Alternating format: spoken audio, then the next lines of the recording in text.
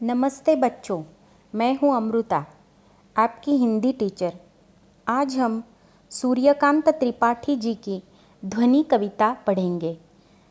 सूर्यकांत त्रिपाठी जी को निराला नाम से भी जाना जाता है।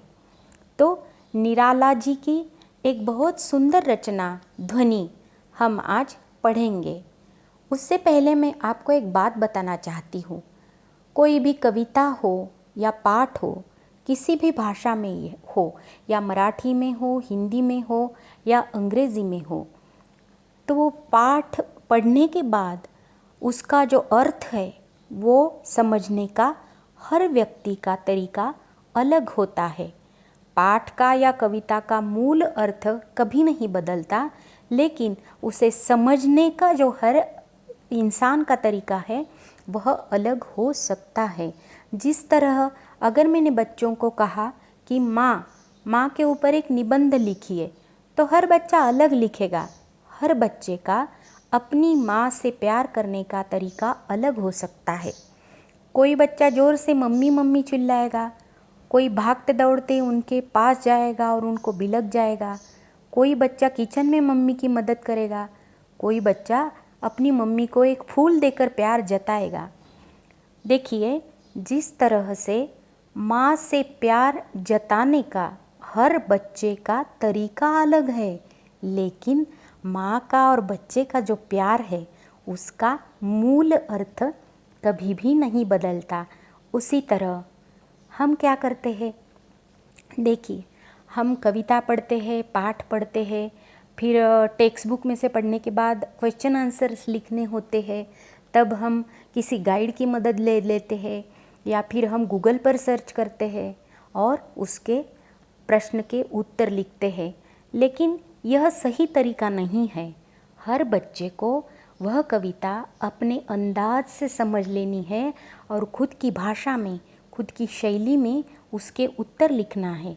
इसलिए कविता का मूल अर्थ बदलता नहीं, फिर भी हर बच्चे का प्रश्न लिखने का तरीका अलग हो सकता है। उसकी अपनी एक भाषा हो सकती है, उसकी अपनी एक स्टाइल हो सकती है। यह बात समझ में आ गई? चलो तो फिर अब कविता की ओर देखते हैं। ध्वनि। अभी न होगा मेरा अंत, अभी अभी ही तो आया है मेरे मन में मृदुल वसंत। अभी न होगा मेरा अंत, अभी न होगा मेरा अंत, अभी अभी ही तो आया है मेरे मन में मृदुल वसंत। अभी न होगा मेरा अंत। हरे हरे ये पात, डालिया कलिया कोमल गात, मैं ही अपना स्वप्न मृदुल कर फेरूंगा निद्रित कलियों पर जगा एक प्रत्यूष मनोहर। हरे हरे ये पात, डालिया कलिया कोमल गात, मैं ही अपनी स्वप्न मृदुल कर फेरूंगा निद्रित कलियों पर जगा एक प्रत्यूष मनोहर।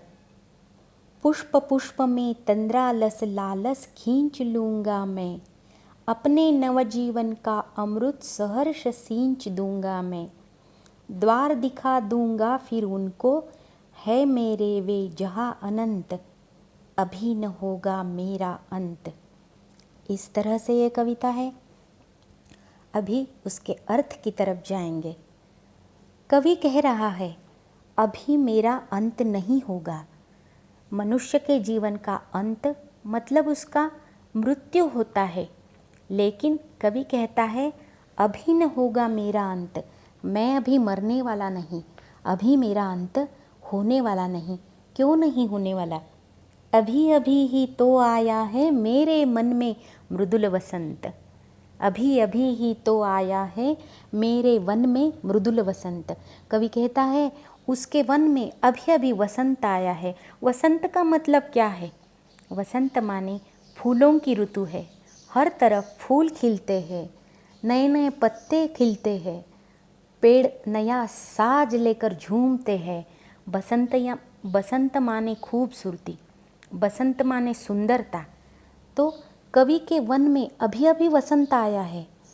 अभी बच्चों, इसका मतलब वसंत आने का मतलब वन में ऐसा है कि सालों से कवि ने जो सपना देखा है वह अभी अभी ही तो सच हुआ है। तो अभी वो कैसे मरेगा? अभी अभी उसका सपना सच हुआ है। अभी अभी वो सालों से सींच कर उसने जो चीज़ हासिल करना चाही थी वह अभी अभी तो हुई है। और अभी कवि कहता है कि मैं मरने वाला नहीं हूँ, अभी न होगा मेरा अंत। हरे हरे ये पात, डालिया कलिया कोमल गात।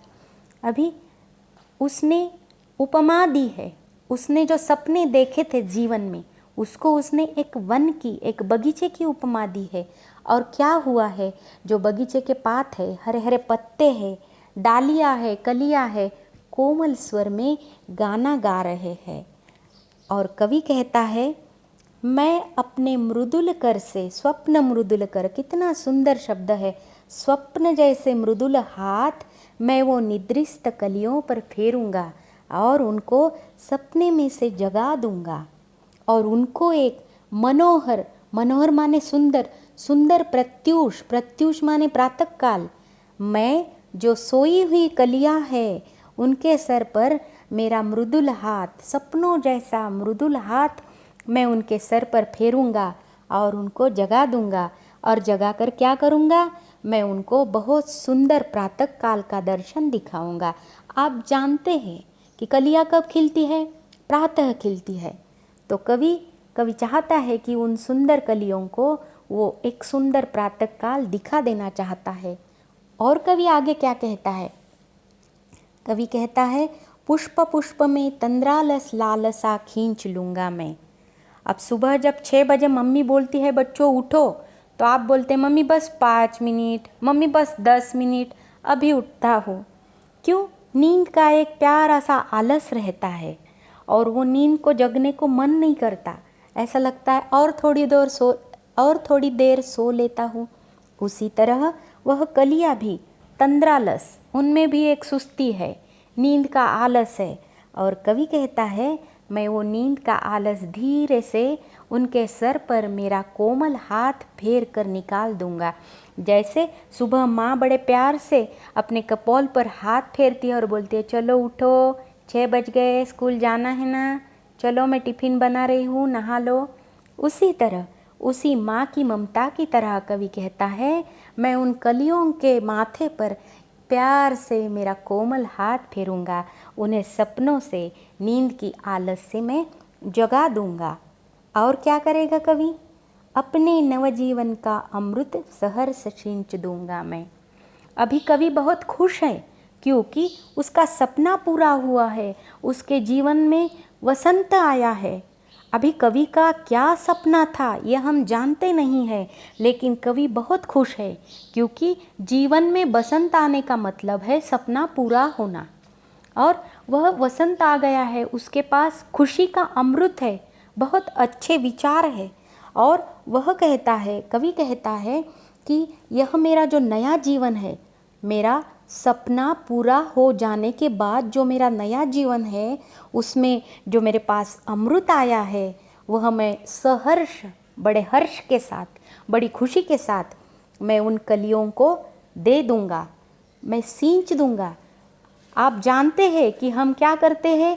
पेड़ों को सींचते हैं, पेड़ों को पानी देते हैं। उसी तरह कवि कहता है कि मैं उन कलियों को सींच दूंगा। वो उसके मन के सपने में, उसके मन के वन में जो पौधे हैं उन पौधों को, उन पेड़ों को, उन कलियों को वह अपने नए जीवन का, खुशी का अमृत से सींचना चाहता है। अपने नया जीवन का जो अमृत उसे मिला है, अमृत का मतलब क्या होता है?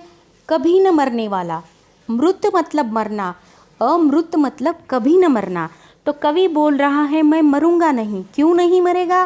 क्योंकि उसके सपने सच हुए हैं, उसके जीवन में एक बसंत आया है और वह वसंत की खुशियाँ है, वह अमृत उसके मन में भरा है, खुशी का अमृत है। और उस खुशी के अमृत को वह पौधों में सींच देना चाहता है। और आगे कवि क्या कहता है? द्वार दिखा दूंगा फिर उनको, है मेरे वे जहाँ अनंत, अभी न होगा मेरा अंत। वह बोल रहा है कि मैं उन कलियों को, पौधों को, पातों को, मेरे वन में जो भी छोटे बड़े पेड़ हैं, मेरे सपने हैं, उन सबको मैं अनंत तक लेके जाऊंगा, उनको खुशी का द्वार दिखा दूंगा और सबके साथ में जीना चाहता हूँ। ये खुशियों के साथ में जीना चाहता हूँ। मैं मेरे जीवन में जो अमृत है वह सबके साथ बांटना चाहता हूँ। अमृत का मतलब यश भी हो सकता है इस कविता में, क्योंकि वह जो यश की खुशी है, बहुत बड़ा सक्सेस मिलता है, हम सब बहुत खुश हो जाते हैं और क्या करते हैं फिर? अकेले घर में बैठते हैं, रोते हैं? नहीं, हम जाते हैं, सबको बताते हैं, देखो देखो मुझे प्राइज़ मिला। हम पेपर में छपवाते हैं, फेसबुक पे डालते हैं, व्हाट्सएप पे डालते हैं, सबको बताते रहते हैं, तो खुशियाँ बांटते रहते हैं। उसी तरह कवि उसके सपने सच होने की खुशियाँ सबके साथ बांटना चाहता है। द्वार दिखा दूंगा फिर उनको, तो मैं उनको भी, जो बाकी के लोग हैं, उनको भी खुशियों की तरफ लेके जाने वाले, यश की तरफ लेके जाने वाले द्वार दिखाना चाहता है। जिस तरह से मुझे यह खुशी मिली है, मुझे यह यश मिला है, उसी तरह मेरा ये यश देखकर मेरी खुशियों से तुमको सींचता हूँ, तुम भी उस यश की दिशा में जाओ, ऐसा निराला जी चाहते हैं। वो सबको खुशी की राह दिखाना चाहते हैं और क्या कहते हैं? अभी न होगा मेरा अंत। कविता का नाम था ध्वनि। बच्चों, आपको कविता समझ में आई हो तो मुझे ज़रूर बताइएगा।